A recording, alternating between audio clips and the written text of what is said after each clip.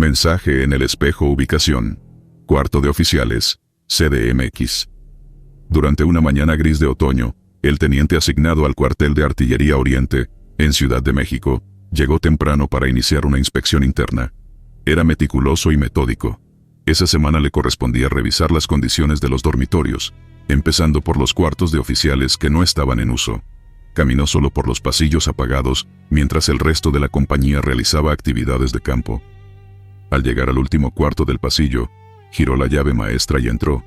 Todo parecía en orden. Literas hechas, taquillas cerradas, suelo limpio. Sin embargo, al acercarse al baño, notó algo que no cuadraba. En el espejo, justo encima del lavabo, aparecía una frase corta escrita, con lo que parecía vapor condensado. «Ya vienen por ti». El aire estaba seco. Ninguna de las llaves del lavabo o la regadera mostraba señales de uso reciente. Pasó la mano por el espejo. No había humedad, ni una gota. Tocó el vidrio y lo sintió frío. Se asomó a la regadera, olfateó el ambiente. Nada. Aún así, el mensaje seguía ahí. Tomó una toalla, lo borró con fuerza y se quedó un momento observando su reflejo. Pensó en reportarlo, pero dudó. Imaginó que alguien había hecho una broma tonta antes de su llegada. Aunque tenía la certeza de que ese dormitorio llevaba cerrado días. Esa noche lo comentó con un subteniente cercano. El otro se rió y le dijo que probablemente alguien se había colado la tarde anterior, pero el teniente no lo dejó pasar. Decidió regresar al cuarto al día siguiente, esta vez llevando su teléfono para grabar todo. Al amanecer siguiente, volvió a la habitación. Encendió la luz y se dirigió directo al espejo. Nada. El vidrio estaba limpio. Grabó un video mostrando el lugar, narrando lo ocurrido. Mientras hablaba, un leve vapor comenzó a dibujarse en el espejo. El teniente retrocedió. El mensaje reaparecía, lentamente. «Ya vienen por ti». La letra era la misma. Redonda, inclinada hacia la derecha, como escrita por una mano temblorosa. Guardó el teléfono. Esta vez no lo tocó. Salió de la habitación sin decir palabra. Esa noche no pudo dormir. Durante la comida del día siguiente, intentó compartir la grabación con su superior, pero el video estaba corrupto. Solo se escuchaba su voz narrando, y la imagen estaba completamente negra. Probó reproducirlo varias veces, sin éxito. El tercer día, al salir del cuartel, tomó su auto rumbo a casa. Era una noche despejada.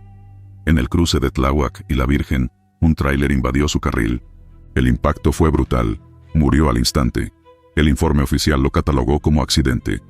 El conductor del tráiler aseguró que el vehículo del teniente había frenado sin razón aparente en medio del paso rápido. Al enterarse de la noticia, varios elementos del cuartel recordaron el episodio del mensaje. Comenzaron a circular versiones entre los soldados más jóvenes, asegurando que el cuarto de oficiales tenía una energía extraña desde hacía años.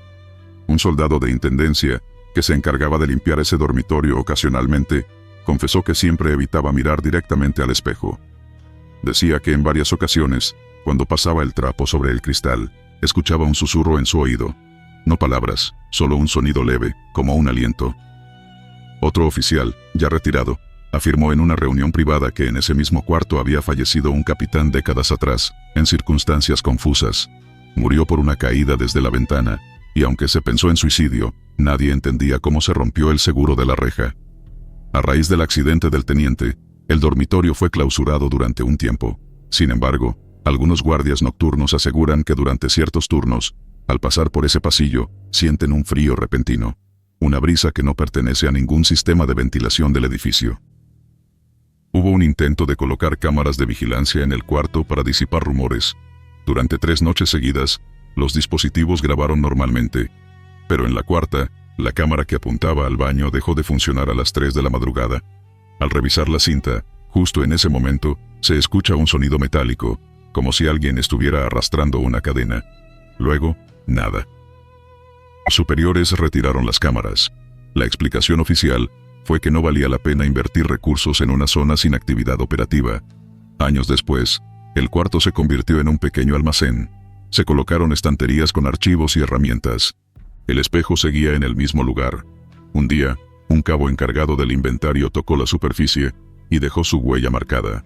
Al intentar limpiarla, apareció un nuevo mensaje, breve y más críptico.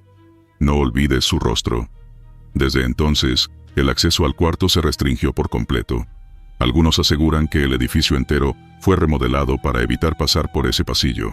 Aún así, en los baños de otros dormitorios, varios soldados aseguran haber visto frases parecidas aparecer y desaparecer sin razón aparente.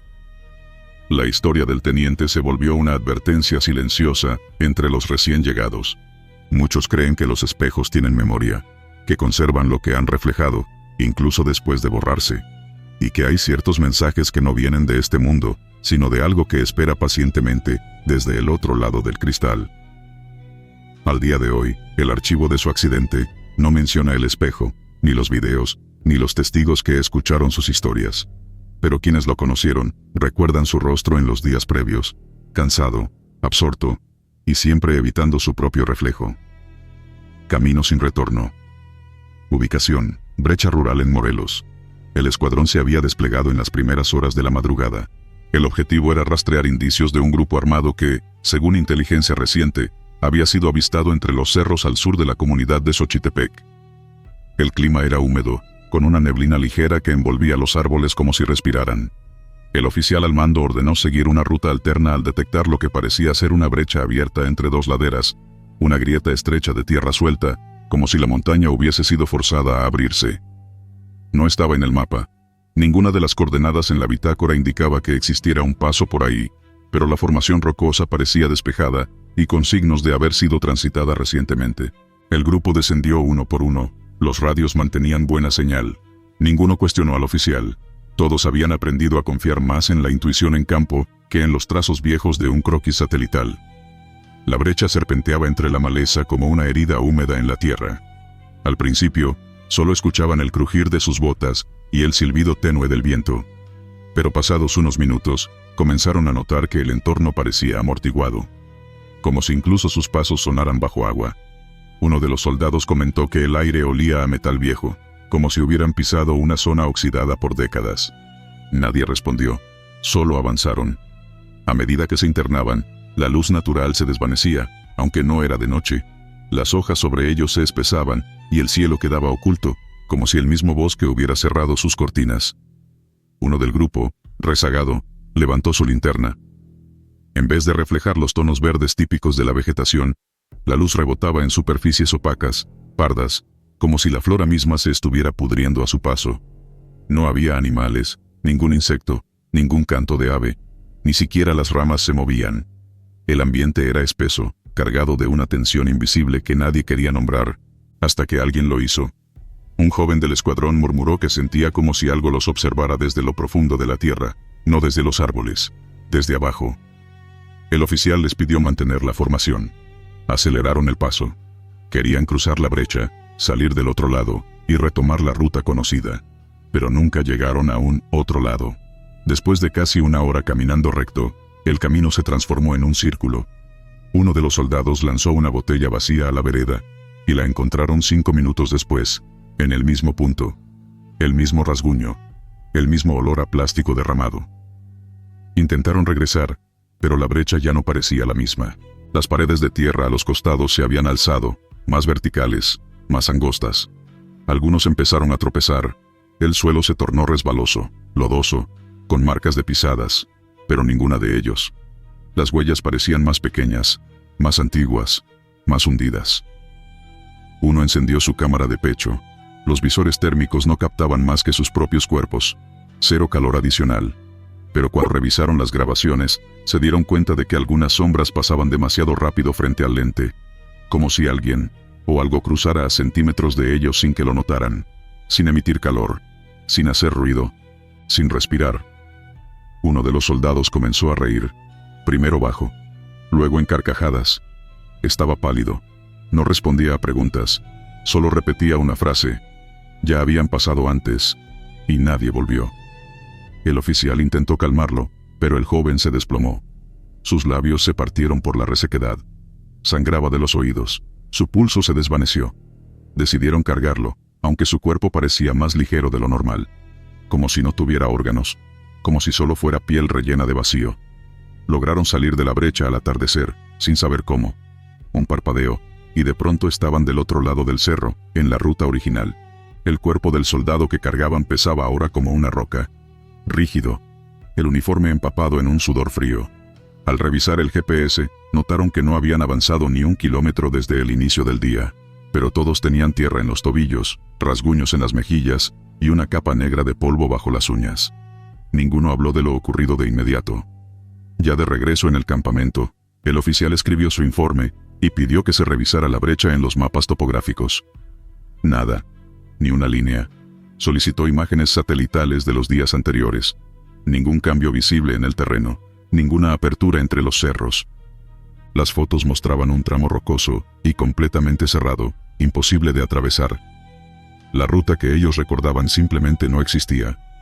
El oficial fue citado para aclarar su decisión de desviar al escuadrón sin permiso. Mostró la grabación del trayecto. Las imágenes estaban distorsionadas, con una estática intermitente. Solo se escuchaban voces susurrando, pero no de los soldados. Las figuras se desvanecían entre píxeles, como si alguien hubiera manipulado la memoria del dispositivo. Nadie creyó su versión. Fue amonestado. Días después, varios miembros del escuadrón comenzaron a tener el mismo sueño. Caminaban entre cerros, bajo un cielo opaco. Escuchaban pasos detrás, pero al voltear, solo veían la silueta del mismo compañero que había muerto, parado en medio del camino, sonriendo, con una brújula derretida colgando del cuello. El oficial desapareció una semana más tarde. Dejó su teléfono encendido sobre el escritorio, reproduciendo en bucle una grabación malograda. Solo se escuchaba una frase, repetida con eco. Ya habían pasado antes. Y nadie volvió. Desde entonces, la unidad evita esa zona de Morelos.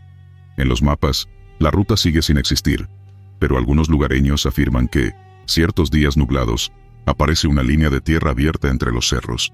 Una línea que respira, que llama, que espera, y que nunca olvida quién se atrevió a cruzarla. Soldado de la otra compañía. Ubicación: Base Militar, Michoacán. En la base militar de Zitácuaro, Michoacán, el mes de septiembre transcurría con la rutina de siempre. Formación al amanecer, ejercicios, patrullajes breves y tiempo libre controlado. Los soldados recién integrados aún no se adaptaban al ritmo del lugar. Uno de ellos, un joven llamado simplemente por su rango, Soldado Raso, comenzó a comportarse de forma inusual durante las noches. Dormía en el tercer pabellón, al fondo del segundo módulo, donde había menos soldados asignados por estar en reparación. La litera superior frente a la suya estaba vacía desde que un cabo había sido transferido por razones médicas. Nadie la había vuelto a ocupar. Era común que algunas camas quedaran así por semanas, sin asignación fija. A los pocos días de su llegada, varios compañeros notaron que el joven hablaba en voz baja al caer la noche. Pensaron que llamaba por radio o que grababa notas de voz. Pero al observarlo mejor, se dieron cuenta de que lo hacía sin dispositivo alguno, solo mirando la litera vacía frente a él. Un cabo veterano se acercó una noche fingiendo buscar su cantimplora, y al pasar por el pasillo, escuchó con claridad: «Sí, mañana toca marcha larga. ¿Otra vez por el cerro? No inventes». El soldado hablaba como si respondiera a alguien invisible. El cabo lo observó un momento, pero no intervino. Al día siguiente, lo comentó en voz baja con otro sargento, quien también había notado comportamientos similares. Risas apagadas, respuestas a preguntas que nadie hacía y, en una ocasión, un gesto de despedida con la mano al aire. Una madrugada, el joven fue encontrado despierto, sentado sobre su litera, con los ojos clavados en la cama vacía. Dijo haber escuchado que su amigo se iría pronto a un entrenamiento fuera del estado. Al preguntarle quién era su amigo, mencionó un nombre. Ninguno de los presentes lo reconocía. Pensaron que lo estaba inventando, o quizá mezclando datos de otra compañía. Intrigados, le pidieron que lo describiera. Dijo que era de piel morena clara, cabello muy corto, una cicatriz bajo el ojo derecho y una risa contagiosa. Incluso comentó que había compartido cigarros con él en la parte trasera del almacén, donde supuestamente se reunían en la noche para platicar lejos del ruido. Un subteniente, escéptico pero curioso, trajo al día siguiente un viejo álbum que estaba guardado en la sala de archivos, donde aún se conservaban fotos de batallones pasados. El joven hojeó varias páginas hasta que se detuvo en una imagen grupal. Sin dudarlo, señaló a uno de los soldados. «Es él, es mi compañero». El silencio se apoderó del cuarto. El subteniente palideció. Sin decir palabra, tomó el álbum, salió al pasillo y llamó al capitán de guardia. Regresaron minutos después. Le mostraron nuevamente la foto. El joven insistió. Era su amigo, el que dormía frente a él. Lo que siguió fue una breve reunión privada entre el capitán, el subteniente y un par de sargentos antiguos. Confirmaron que el soldado que el joven identificó murió hacía años en un accidente durante una práctica nocturna en una zona montañosa cercana. La litera, que ahora estaba vacía, le había pertenecido. Nadie más había dormido ahí desde su fallecimiento. Por precaución, asignaron al joven a otro dormitorio. Durante una semana, fue trasladado a una habitación del segundo piso, más concurrida. Allí no mostró ningún comportamiento extraño. Sin embargo, al pasar cerca del antiguo pabellón, giraba la cabeza, como si esperara ver a alguien despidiéndose. Un detalle más inquietante surgió días después. Revisando el libro de control de las rondas nocturnas, apareció un registro inusual. Un guardia escribió que, en 2 ocasiones, observó a 2 soldados conversando en la sombra del pasillo del módulo 3, cuando en teoría nadie debía estar ahí a esas horas. No logró identificar rostros, solo siluetas. El reporte fue minimizado. La historia tomó otro giro cuando el joven pidió hablar con el capellán. Quería saber si era posible que alguien que ya no está aún caminara por la base. El capellán le respondió con una frase que dejó a todos pensando. Si una rutina se repite con demasiada fuerza, incluso la muerte puede acostumbrarse. A la semana siguiente, el joven fue transferido a otra unidad por orden directa. Nunca se supo si fue por precaución médica, disciplina o para evitar que el rumor creciera entre los nuevos reclutas. Lo cierto es que, tras su partida, varios soldados comenzaron a reportar ruidos tenues por la noche en el pabellón. Zapatos arrastrándose, el crujir de una cama vacía y murmullos casi imperceptibles. Un soldado escribió una nota informal en su libreta personal. Esta noche lo volví a ver. Estaba sentado en su litera, viendo hacia la puerta, como si esperara a alguien que no llegó. La historia fue borrada oficialmente de los informes internos. Solo algunos aún recuerdan al joven que hablaba con el soldado de la otra compañía, ese que ya no existía, o al menos no en este plano. Huellas ardientes. Ubicación: ejercicios en Zacatecas. No era la primera vez que hacíamos maniobras nocturnas en esa zona semidesértica, pero sí la primera vez que el aire olía tan seco, tan espeso, como si algo invisible se hubiera asentado sobre el campo esa noche. La rutina había sido la misma de siempre. Prácticas de tiro, limpieza del terreno, verificación de armamento y relevo en los turnos de vigilancia. Lo inusual empezó justo después de la última descarga. El eco de los disparos aún rebotaba entre las piedras cuando uno de los soldados, que patrullaba la parte baja de la loma, gritó algo. No se entendió con claridad, pero lo que lo hizo sobresaltarse era visible desde el campamento. Huellas. Pero no unas comunes, sino marcas perfectamente delineadas sobre la tierra reseca, brillando como si estuvieran al rojo vivo. Se extendían en línea recta, como si alguien hubiera caminado descalzo sobre brasas, sin dejar rastros de combustión ni ceniza, solo esa incandescencia que parecía fundirse lentamente en la tierra sin consumirla. Nos acercamos con cautela, en formación irregular, iluminando con linternas. Al apuntar directamente a las huellas, la luz rebotaba con un fulgor que dolía en los ojos.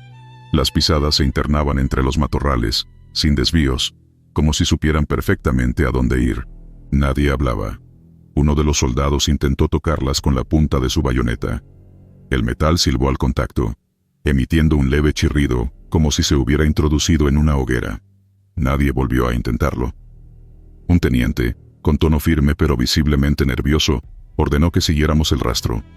Avanzamos en silencio. El calor era más denso a cada metro. Algunos empezaron a sudar copiosamente, aunque el aire nocturno solía ser fresco. Las huellas seguían marcando el camino, cada vez más brillantes. Había algo antinatural en el patrón. Cada paso era exactamente igual al anterior, con la misma profundidad, misma separación, sin irregularidades humanas. Como si hubieran sido estampadas por una única fuerza calculada. Después de unos 15 minutos de marcha lenta, las huellas se detuvieron abruptamente en un claro entre arbustos secos. El lugar parecía haber sido abierto a la fuerza, no por machete ni vehículo, sino por una rastra invisible. La vegetación estaba aplastada, torcida, pero no rota. El suelo en el centro del claro estaba ennegrecido, como si algo hubiera ardido sin dejar fuego ni humo. Fue ahí donde el sargento Ávila, que iba a la cabeza, tropezó, se llevó las manos al pecho y cayó de rodillas. tiró el fusil a un lado y se desplomó de espaldas. Al llegar a su lado, tenía los ojos desorbitados, sudaba como si estuviera en fiebre y murmuraba sin sentido. Uno de nosotros intentó levantarlo, pero él gritó con fuerza, como si una presión invisible le oprimiera el torso. Dijo más tarde que sintió dedos, no manos, sino dedos alargados, que se le metían entre las costillas y tiraban de él hacia abajo, como si quisieran arrastrarlo bajo tierra. Cuando logramos levantarlo y sacarlo del claro, el ambiente cambió. La densidad del aire se disipó como si alguien hubiera abierto una compuerta. El calor se volvió brisa. Las huellas, al volver la vista atrás, ya no brillaban. Se habían enfriado en cuestión de segundos. Donde antes chispeaban, ahora solo quedaba un rastro gris, como ceniza seca sin origen visible. El médico de la unidad dijo que el sargento no tenía quemaduras ni fracturas, pero sí una especie de parálisis temporal en el pecho, como si todos los músculos de la caja torácica se hubieran tensado al mismo tiempo. Pasó la noche en vela, murmurando frases sueltas. Lo que alcanzamos a entender fue suficiente para dejarnos con pesadillas. No era humano, venía del suelo, tenía hambre. Lo más extraño fue lo que vino después.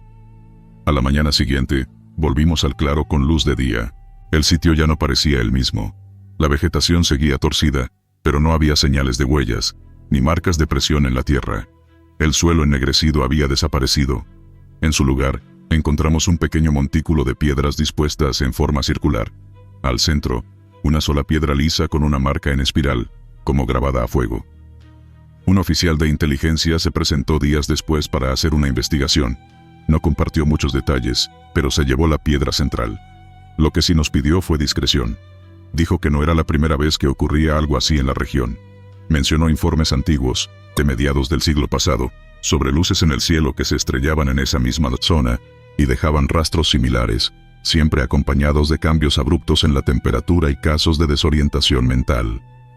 A partir de esa noche, varios compañeros reportaron pesadillas similares, figuras delgadas caminando por campos ardientes, ojos sin rostro observando desde la oscuridad, voces que prometían mostrar lo que hay abajo.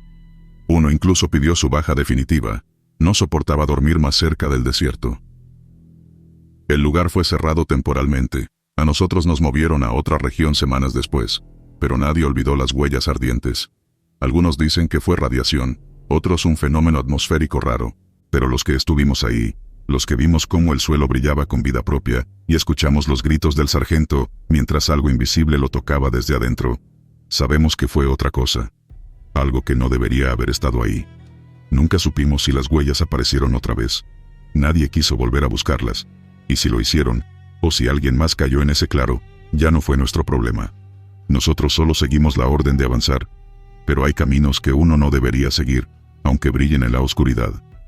Sombras en el radar ubicación. Torre de Vigilancia Aérea, Baja California. La torre estaba en silencio, como cada madrugada.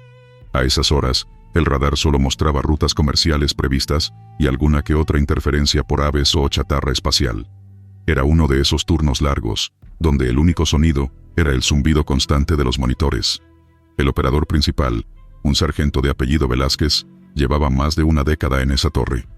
Sabía identificar lo normal, lo inofensivo, y también cuando algo simplemente no encajaba. Fue cerca de las 3 de la mañana cuando ocurrió. En la pantalla circular comenzaron a aparecer puntos inusuales. No eran líneas rectas ni trayectorias de vuelo convencionales. Eran grandes, lentos, y giraban en círculos cerrados justo sobre la zona restringida al norte del complejo. Velázquez ajustó la frecuencia, pensando que tal vez era un eco falso, pero los objetos seguían ahí. Se desplazaban con una precisión matemática, pero no emitían señal identificable. Eso lo alertó. Llamó al técnico de sistemas para descartar errores en el radar. El técnico, un joven civil recién asignado, subió sin mucho entusiasmo. Sin embargo, al ver los movimientos, su rostro se tensó. Lo primero que intentaron fue cambiar la visualización térmica. Lo que apareció los dejó sin palabras. Eran siluetas humanoides, no más grandes que una persona promedio, pero estaban completamente calientes en un entorno gélido. Parecían figuras caminando, dispersas sobre el techo de la torre, como si inspeccionaran el lugar. Lo más extraño era que, al enfocar con mayor precisión, las figuras simplemente se desvanecían, no huían ni se ocultaban, se descomponían como niebla disuelta en el viento. Velázquez pensó en interferencias por calor residual, pero el técnico negó con la cabeza. El sistema se acababa de calibrar esa misma noche. Minutos después, la cámara térmica quedó estática. Sin aviso, dejó de responder. Fue entonces cuando ambos, casi al mismo tiempo, sintieron un zumbido grave que no provenía de ningún equipo. Era una vibración interna, como si algo estuviera presionando directamente sobre sus cuerpos. Velázquez intentó comunicarse con la base, pero las frecuencias estaban muertas. Ni siquiera la línea fija respondía. El técnico decidió subir al último nivel, el de los equipos de transmisión. Quería revisar manualmente si el sistema estaba recibiendo energía. Al llegar, encontró todo aparentemente en orden, salvo por una cosa: la puerta de acceso al techo estaba ligeramente entreabierta. Y eso era imposible. Estaba sellada con candado desde hacía semanas por mantenimiento. Lo sabía porque él mismo lo había soldado. Llamó por radio al sargento, pero solo recibió estática. Entonces escuchó pasos. Lentos, medidos, pisadas que no se correspondían con su propio andar. Volteó rápidamente. Nada. Pero el sonido continuaba, rodeándolo. Se armó de valor y abrió la puerta del techo, esperando ver alguna ave nocturna, o en el peor de los casos, un intruso humano. Lo que encontró fue algo completamente diferente. A escasos metros de la entrada, de pie en el borde del edificio, había una figura. Humana, sí, pero no del todo. Estaba quieta, como si hubiera estado esperándolo. No tenía rostro visible, solo una negrura densa donde debería haber ojos o boca. Y sin embargo, levantó una mano. Un saludo, claramente intencional. No había gesto amenazante, pero eso no lo hacía menos perturbador. El técnico retrocedió, cerró la puerta de golpe y corrió escaleras abajo. Al llegar a la sala de control, encontró al sargento tirado en el suelo, completamente rígido, como si hubiera recibido una descarga. Tenía los ojos abiertos de par en par, pero no respondía. Una ambulancia fue solicitada desde el puesto de vigilancia externo, cuando el técnico logró reconectar manualmente la línea. Al llegar, los paramédicos confirmaron que Velázquez había sufrido una especie de colapso neurológico, pero no detectaron daño físico. Lo siguiente fue un protocolo de investigación interno. Se analizaron los datos térmicos, pero la grabación estaba corrupta. Los archivos habían sido sobrescritos con una serie de códigos repetitivos que no coincidían con ningún lenguaje de programación. Solo patrones sin sentido. Se entrevistó al técnico, se revisaron sus informes, y aunque sus declaraciones eran coherentes, muchos superiores optaron por archivar el caso como una anomalía sin relevancia. Lo más inquietante vino días después. El técnico, aún en funciones, comenzó a notar detalles fuera de lugar. En ciertas horas de la noche, los mismos puntos circulares regresaban brevemente al radar, pero solo cuando él estaba presente. Los demás operadores no los veían. Incluso una vez, mientras limpiaba la consola, notó marcas de dedos en la parte interna del vidrio del monitor, como si alguien hubiera intentado empujar desde adentro. Pidió su traslado semanas después, argumentando razones personales. Nunca quiso hablar del tema de nuevo. Pero dejó una nota, sin firma, entre sus cosas. No están aquí para dañarnos, solo observan. Lo inquietante es que ahora saben que los vemos. En la actualidad, la torre sigue activa, pero ya no usa el mismo sistema térmico. Se cambiaron todos los equipos después del evento, aunque nadie en la nueva plantilla parece saber por qué. De vez en cuando, operadores antiguos que trabajaron ahí cuentan lo ocurrido, pero lo hacen como quien narra una leyenda, una advertencia entre murmullos. Y hay quienes juran que, en noches sin luna, si uno enfoca lo suficiente con un lente viejo de calor, aún puede ver la silueta de alguien saludando desde el techo, aunque nadie se atreve a subir a comprobarlo. Cartucho ubicación. Campo de tiro, Chiapas. El sol caía con fuerza sobre el campo de tiro, un área abierta delimitada por montículos de tierra y señalética oxidada. Ese día, la humedad del aire envolvía a los soldados como una segunda piel. Era una jornada común de prácticas, sin novedades, hasta que ocurrió lo que todos aún recuerdan con un silencio incómodo. El pelotón había sido dividido por secciones para disparar por turnos. Se trataba de una rutina que llevaban a cabo cada 2 semanas. A media mañana, durante una de las tandas de disparo controlado, uno de los fusiles emitió un estruendo ligeramente distinto. Fue apenas perceptible, pero bastó para que algunos voltearan a ver. El soldado que lo había accionado bajó el arma confundido. En lugar de rebotar contra la tierra seca, el casquillo quedó suspendido en el aire, girando lentamente como si alguna fuerza lo mantuviera en su sitio. Primero pensaron que era un truco de luz. El casquillo, metálico y reluciente, parecía atrapado en una burbuja invisible. Nadie se atrevió a moverse, como si cualquier intento de intervenir pudiera romper algo que no comprendían. Estuvo suspendido por varios segundos antes de caer de golpe, sin sonido. El impacto no produjo el chasquido metálico habitual. Simplemente tocó el suelo y quedó allí, como si nunca hubiese flotado. Uno de los instructores, incrédulo, ordenó cesar el ejercicio. Un fotógrafo militar que había estado documentando el entrenamiento corrió hacia el lugar y tomó una serie de fotos con su cámara profesional. A simple vista, todo parecía normal nuevamente. Algunos soldados murmuraban entre sí, otros solo miraban el punto exacto donde había ocurrido, como si esperaran que el fenómeno se repitiera. El cartucho fue marcado y guardado en una bolsa plástica sellada. El fotógrafo, ansioso por revisar el material, se dirigió a la oficina donde se encontraban los equipos de revelado. Usaban aún un sistema mixto de digital y película, una costumbre que mantenían para respaldar ciertas imágenes clasificadas. Cuando la primera fotografía apareció en el papel, solo se vio una superficie completamente blanca. Pensó que había cometido un error técnico. Repitió el proceso. Nada. Lo intentó una tercera vez, esta vez con otra imagen del mismo momento. El mismo resultado, una fotografía completamente en blanco, sin señales de sobreexposición ni error de enfoque. Revisaron también la imagen digital, pero no había archivo alguno. El número de la secuencia simplemente había sido omitido como si nunca se hubiera tomado. Un técnico del área de análisis fue llamado para revisar el casquillo. Lo manipularon con guantes y lo colocaron bajo microscopio. El cartucho no presentaba ningún signo anormal. La bala había sido disparada correctamente, la pólvora estaba quemada, todo dentro de lo estándar. Pero al medir el peso, encontraron una diferencia ínfima que no supieron explicar. Era como si una fracción microscópica de su masa hubiese desaparecido en el proceso. Esa misma noche, el soldado que había disparado el arma pidió hablar con el oficial a cargo. Estaba nervioso, pálido, con las manos temblorosas. Aseguró que, justo al momento de jalar el gatillo, sintió que alguien le había tomado el brazo. No fue un tirón fuerte, sino más bien una presión helada que subió desde el cañón hasta su hombro.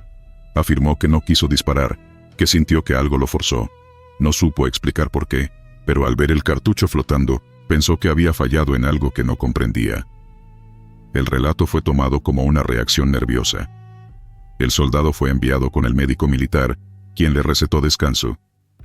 Pero lo más inquietante sucedió después. Durante los siguientes 2 días, otros 3 soldados reportaron despertares repentinos en sus dormitorios, tras sueños donde veían balas suspendidas en el aire y figuras borrosas que les susurraban desde la distancia. Uno de ellos se despertó gritando. Otro, con la nariz sangrando sin razón aparente. El último simplemente se fue. Solicitó un traslado inmediato y no volvió a hablar del tema. Entre los elementos de la unidad comenzó a hablarse de una presencia en el campo de tiro. No hubo pruebas físicas, pero el ambiente cambió. Se evitaba mencionar el suceso y el cartucho fue sellado en una caja de resguardo junto con el negativo de la fotografía blanca. La bitácora oficial del incidente fue sellada con una anotación escueta. Anomalía técnica sin consecuencias físicas. Cierre administrativo. Pero entre los archivos de uso interno circulaba una versión extraoficial del documento, en donde el técnico responsable del laboratorio escribió: la cámara no falló. El negativo fue velado por algo más. La energía estática en ese cuarto subió sin explicación cuando intentamos la primera impresión. No repetiré el intento. El fotógrafo, por su parte, decidió retirarse meses después. En su renuncia no mencionó el episodio, pero dejó una nota privada en su casillero. Decía: no somos los únicos observando. El cartucho aún está en resguardo, en una pequeña caja metálica bajo inventario restringido. Nadie más ha intentado disparar en esa zona exacta del campo desde entonces. Algunos soldados aseguran que si uno se queda en silencio total y se acuclilla justo sobre el punto donde ocurrió, se puede escuchar un zumbido muy bajo, como el de un insecto invisible que sobrevuela los oídos, o tal vez como si el tiempo, en ese rincón, tuviera una fisura. Ninguna autoridad ha querido investigar más. El archivo fue trasladado a una sección olvidada del almacén digital, donde solo aquellos con nivel alto de autorización podrían consultarlo. Y nadie lo ha hecho. El campo de tiro sigue activo, pero ese punto exacto Fue cubierto con grava gruesa y cercado con una cinta roja, bajo la excusa de reparaciones geológicas menores. Nadie disparó allí desde entonces. Nadie quiere tentar al aire. Uniforme enterrado. Ubicación: Base Antigua, Guanajuato. La base llevaba años abandonada. Había sido clausurada a finales de los 90 tras una reubicación masiva del batallón. Desde entonces, el terreno se convirtió en un punto muerto en los registros del ejército. El regreso al sitio fue parte de una misión de recuperación de espacios federales olvidados, y a ese pequeño grupo de soldados, todos jóvenes, se les asignó revisar los restos del lugar y despejar la zona de maleza y escombros. No pasó mucho tiempo antes de que encontraran algo extraño. Bajo una capa de tierra seca y piedras, justo detrás de lo que había sido la zona de entrenamiento, uno de ellos golpeó algo sólido. La caja no era metálica, sino de madera gruesa, muy bien sellada, con clavos oxidados pero aún firmes. Cuando la abrieron, no había ni polvo dentro, solo el uniforme. Estaba doblado con un cuidado quirúrgico, como si lo hubieran preparado para exhibición. Sin una sola arruga. Los botones brillaban, y los colores del escudo y las insignias se veían vívidos, a pesar de haber estado enterrado por décadas. No tenía olor a humedad, ni señales de que insectos o el tiempo hubieran pasado por él. La etiqueta, cosida al cuello del saco, tenía nombre y matrícula. El subteniente a cargo sacó su libreta y anotó los datos para reportarlos. Luego, más por curiosidad que por protocolo, buscó el nombre en los archivos. Lo que encontró dejó al grupo inquieto. El nombre pertenecía a un soldado desaparecido en 1974, durante una patrulla en esa misma zona. Nunca se recuperó su cuerpo. Solo se hallaron rastros de sangre y su arma en el bosque cercano. El hallazgo fue reportado. Se ordenó mantener la caja en un contenedor especial y enviar fotos a archivo histórico. Pero algo cambió a partir de ese día. La base, que hasta entonces era solo una ruina vieja y silenciosa, comenzó a emitir sonidos. Nada específico, solo ruidos aislados. Pasos que no llegaban a ningún lado, puertas que crujían aunque no había viento, y una sensación extraña en el aire, como si el lugar ya no estuviera tan vacío. Uno de los soldados que encontró la caja, un cabo de apellido Ramírez, empezó a tener sueños recurrentes. En ellos, una figura con uniforme antiguo lo observaba a través de la neblina. No hablaba, pero su presencia era opresiva. Lo que más perturbaba a Ramírez era que en los sueños el lugar era idéntico a la base real, salvo por una cosa. En el sueño, todo estaba limpio, como si el lugar nunca hubiera sido abandonado. El segundo incidente ocurrió 3 noches después. El vigilante nocturno, un soldado nuevo, juró ver a alguien marchando entre los edificios en ruinas. Dijo que llevaba un uniforme antiguo, sin chaleco, con las mangas arremangadas.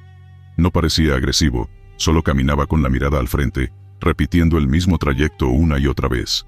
El vigilante intentó seguirlo con la linterna, pero la figura se desvaneció detrás del comedor abandonado. Al revisar las cámaras térmicas instaladas durante la limpieza, se notó una figura solitaria que aparecía por segundos en el perímetro.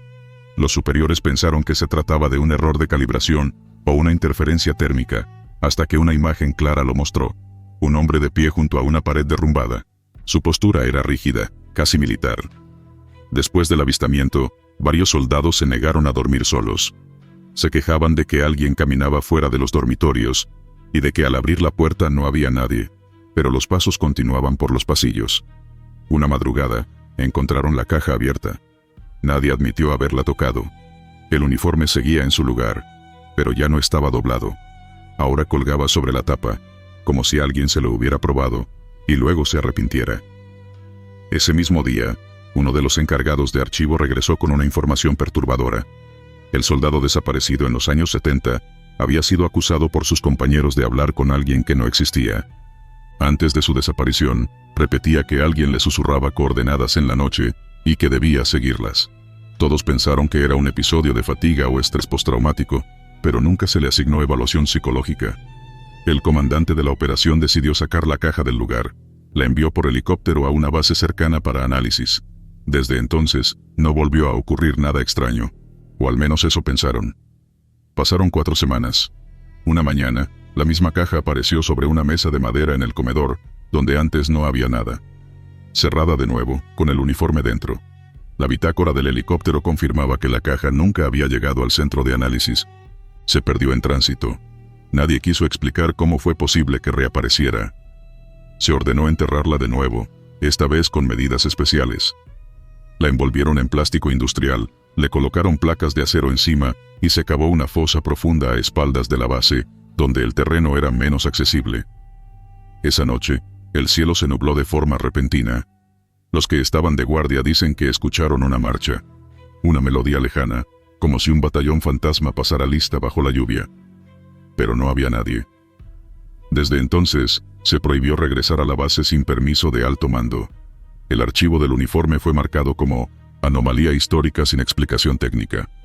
No hubo más reportes oficiales, solo historias contadas en voz baja entre patrullas, sobre una caja que nunca debió abrirse, y un soldado que aún busca cumplir su última orden, aunque su guerra ya haya terminado.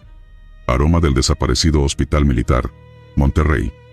La historia comenzó como una curiosidad leve, algo que podía explicarse con simple lógica. Un olor peculiar, reconocible para quienes lo conocían. Una mezcla de jabón barato para lavandería con tabaco de baja calidad, el tipo que un soldado estiraba por semanas. Lo detectó primero un enfermero de guardia, cerca de la medianoche, cuando revisaba los registros médicos junto a la sala de descanso. Se detuvo al pasar frente a la puerta. El aroma era nítido, reciente, como si alguien acabara de entrar. No dijo nada hasta la segunda noche, cuando el mismo olor volvió a manifestarse. Pensó que era su imaginación, pero a la tercera vez, decidió comentarlo entre murmullos. Y fue entonces que otros también dijeron haberlo olido. Lo más inquietante no fue que reconocieran el olor, sino que todos coincidieron en lo mismo. Era el mismo que solía dejar un soldado, que falleció hacía poco menos de un mes, tras una larga convalecencia por un trauma de combate. Dormía siempre en la esquina izquierda de la sala de descanso, y cuando el hospital estaba más tranquilo, se le oía toser suavemente entre sueños. A partir de ese momento, los turnos nocturnos comenzaron a ponerse tensos. Nadie hablaba abiertamente del tema, pero el ambiente se volvió espeso. Algunas enfermeras reportaban escalofríos al entrar, otras aseguraban sentir que algo les rozaba los brazos al sentarse en el sofá. Una noche, uno de los internos, exhausto por una cirugía de emergencia, entró a dormir unos minutos. Se despertó sobresaltado diciendo que alguien se sentó a su lado y le pidió un encendedor. Pero estaba solo. Al salir, aún medio dormido, murmuró un nombre. Y no era cualquier nombre, era el del compañero caído. El jefe de turno decidió revisar las cámaras térmicas como parte del protocolo ante eventos extraños. Las primeras 2 noches no mostraron nada anómalo. Pero en la tercera grabación, a las 3:42 de la madrugada, un punto de calor apareció justo sobre el colchón de la esquina izquierda. No se movía, no tenía forma definida, solo era una masa de temperatura elevada que no debía estar ahí. Se pensó en un fallo térmico, pero la imagen se repitió las siguientes 3 noches consecutivas, en la misma posición exacta, a pesar de que la sala estaba completamente vacía. Uno de los técnicos sugirió usar una cámara de espectro infrarrojo y dejarla grabando durante más tiempo. Aquella noche, mientras el hospital descendía en su habitual silencio postoperativo, se instaló el equipo. A la mañana siguiente, cuando revisaron la cinta, se observó algo más perturbador. Justo antes de que apareciera el punto térmico, la puerta de la sala se movió levemente, como si alguien empujara desde fuera, sin llegar a entrar del todo. Después, durante 13 segundos, las luces bajaron de intensidad sin que el voltaje general del piso sufriera alteraciones. En ese lapso, la imagen se distorsionó y apareció nuevamente la masa caliente sobre la cama. Aquella evidencia, aunque nunca se oficializó en un informe público, se compartió entre los miembros del hospital como una advertencia. No quedarse solo en la sala de descanso por las noches. Una madrugada lluviosa, un nuevo enfermero que no conocía bien los rumores, se quedó dormido en la sala. Al despertar, notó que su uniforme tenía una mancha leve de ceniza en la parte del hombro. No entendía cómo llegó ahí. Juraba que había dejado su uniforme limpio. Cuando se lo comentó a sus compañeros, uno de los más antiguos le preguntó si había sentido ese olor raro, como de cigarro viejo y ropa húmeda. El joven no supo qué responder. Desde entonces, evitó la sala, incluso de día. Los reportes continuaron de forma esporádica. Nunca se captó una figura clara, nunca se escuchó una voz. Solo el olor, persistente y frío. El comandante del hospital, ante las constantes menciones del tema, ordenó cerrar la sala temporalmente para realizar mantenimiento. Oficialmente, fue por daños eléctricos. Pero quienes trabajaban allí sabían que no había ninguna falla. Una semana después del cierre, un grupo de soldados ingresó a la habitación para retirar los muebles. Entre ellos se encontraba la cama donde siempre aparecía el punto térmico. Al mover el colchón, uno de los soldados halló algo incrustado entre la base y la madera. Una cajetilla de cigarros vacía y una carta mal doblada. La nota estaba amarillenta, escrita con una caligrafía firme. No era un documento oficial, sino más bien un mensaje personal. Decía simplemente: si alguien encuentra esto, no me olviden. Aquí me sentí a salvo por última vez. No tenía firma, pero quienes conocían al soldado fallecido aseguraban que era su letra. Esa noche, el olor volvió a sentirse en el pasillo exterior, aunque la sala ya estaba cerrada con candado. Una enfermera en turno aseguró haber visto una sombra pasar por el vidrio de la puerta. No se grabó nada, pero desde entonces se prohibió usar ese espacio como zona de descanso. Hoy, la sala ya no existe. Fue remodelada como una pequeña oficina de archivo médico.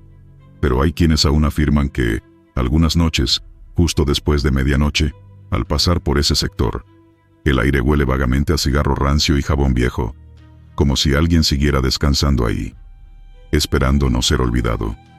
Guardián del Aljibe Ubicación, Antiguo Cuartel, Yucatán.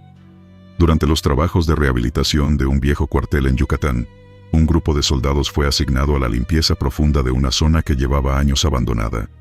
Entre los escombros cubiertos de lodo y humedad, se encontraba un aljibe de piedra, sellado con concreto y tablas oxidadas. La estructura estaba al fondo de un patio trasero rodeado de maleza, oculto a simple vista. Nadie recordaba que estuviera ahí.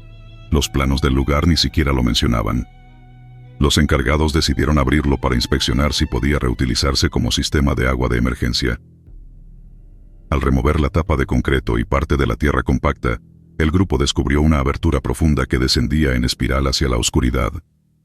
En la piedra interior, justo en la pared frontal del pozo, estaba grabada una figura antropomorfa. Un cuerpo humanoide con extremidades delgadas, rostro sin boca y unos ojos alargados, como los de una serpiente. Parecía tallada con precisión, pese al paso de los años. Un símbolo similar a un espiral invertido adornaba su pecho. El aljibe tenía al fondo una capa de agua estancada. Nadie bajó, pero desde arriba se notaba una especie de movimiento sutil en la superficie. Uno de los soldados, de apellido Martínez, aseguró que en cuanto removieron la última tabla, sintió un escalofrío correrle desde el cuello hasta las piernas. Dijo que la piedra estaba demasiado fría para ese clima. Nadie le dio importancia. Se le asignó la vigilancia nocturna del patio, por ser uno de los más jóvenes del pelotón. La primera noche, cerca de las 2 de la madrugada, Martínez se presentó al puesto de guardia. Todo estaba en silencio, salvo por el canto lejano de los grillos. Mientras pasaba su linterna por el contorno del pozo recién abierto, creyó ver algo reflejarse en el agua. Bajó la luz. No había nada. Se rió solo, culpando al sueño. La segunda noche, el mismo reflejo volvió, pero esta vez lo acompañó un sonido tenue, como si alguien respirara con dificultad dentro del aljibe. Martínez apuntó con la linterna, sin bajar la guardia. El agua parecía burbujear.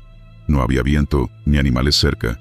Reportó lo sucedido al amanecer, pero sus superiores asumieron que estaba exagerando. Le repitieron que probablemente eran gases del agua estancada.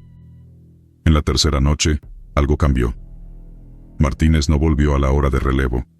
Uno de los soldados fue a buscarlo, y lo encontró sentado frente al aljibe, con la linterna apagada y la mirada fija hacia el interior. No respondía al llamado. Solo murmuraba algo como: «No parpadea, no parpadea». Al moverlo, el muchacho reaccionó sobresaltado y golpeó al compañero por instinto. Tardaron varios minutos en calmarlo. Cuando lograron hacerlo hablar, explicó con voz entrecortada que había visto la figura de la piedra, idéntica, pero de cuerpo completo, observándolo desde el fondo. No se movía, solo flotaba bajo el agua, con los ojos abiertos como si lo estuviera estudiando. Al día siguiente, se ordenó una inspección. No encontraron nada anormal. Sin embargo, un cabo que bajó una cuerda con cámara térmica aseguró haber registrado una forma humana sumergida, a poco más de 1,5 metros de la superficie. El video fue revisado en el cuarto de monitoreo, pero apareció completamente negro, como si la cámara se hubiera apagado justo al tocar el agua. El aparato funcionaba perfectamente al sacarlo. Los rumores crecieron. Algunos soldados se negaban a acercarse al pozo. A un sargento le sangró la nariz al pasar por su lado. Otro reportó oír pasos nocturnos alrededor del patio cuando no había nadie de guardia. La presión creció tanto que el capitán a cargo solicitó instrucciones. Las órdenes llegaron firmadas desde una instancia superior. Sellar inmediatamente el aljibe. No investigar. No registrar. No discutir. La tarde de ese mismo día, el escuadrón tapó nuevamente la abertura con placas de concreto fresco. Martínez fue retirado de la base y asignado a una unidad administrativa en Campeche. Antes de partir, confesó algo que nunca quedó asentado oficialmente. Cada noche, después de haber visto al ser del aljibe, soñaba que flotaba boca arriba, en agua fría, con una figura reptiliana acariciándole la frente con dedos largos. Despertaba empapado en sudor. Decía que en el sueño no podía gritar. Los oficiales que sellaron el aljibe notaron que el concreto tardó el doble en fraguar, como si la humedad del pozo lo rechazara. Durante los días siguientes, el aire en el patio trasero se volvió denso, como cargado de electricidad estática. Las hojas de los árboles cercanos dejaron de crecer. Una semana después, 2 soldados en ronda nocturna escucharon que algo raspaba el interior del aljibe sellado, como si uñas largas intentaran salir.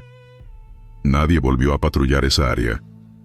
Años más tarde, un nuevo escuadrón llegó a esa base como parte de un proyecto de restauración. Al solicitar los planos del terreno, el archivo de esa sección del patio aparecía editado, sin ninguna referencia al aljibe. Cuando un ingeniero civil preguntó por qué esa zona parecía haber sido sellada con tanto concreto, un coronel retirado, que había servido ahí solo, respondió: si escarban, no miren al fondo. Desde entonces, ese rincón permanece intocable. Las órdenes siguen vigentes. Nadie menciona al guardián del aljibe. Nadie baja la vista cuando camina cerca. Y el concreto, dicen, vibra ligeramente cuando hay luna llena.